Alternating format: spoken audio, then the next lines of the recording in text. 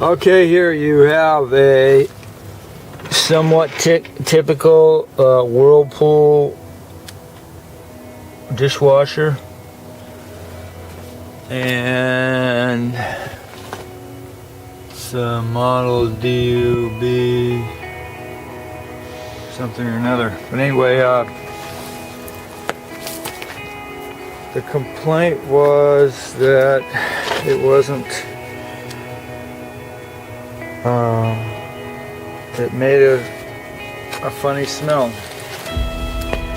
And so what I've done is you need to unscrew this to pull the wand out. That's the reverse thread that comes out. Then you've got some little Torx that hold that puppy on, and there's about 8 of those, and you pull that puppy out of there, and you take a look at the impeller to make sure the impeller's hooked onto the motor.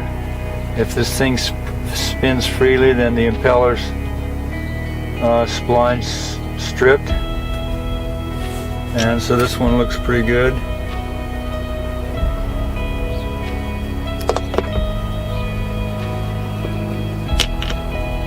Everything looks like it could work. And then I looked down there to see if there was any debris in there,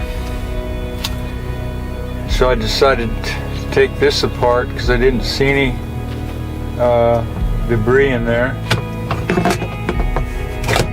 And take that apart.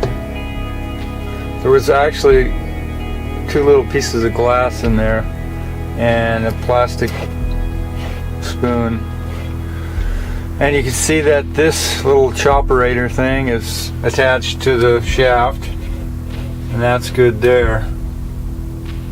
So I think we just had a little temporary little clog somewhere, and it put a strain on the motor, and so they just decided to get a new one. Anyway, that's your dishwasher tip for today.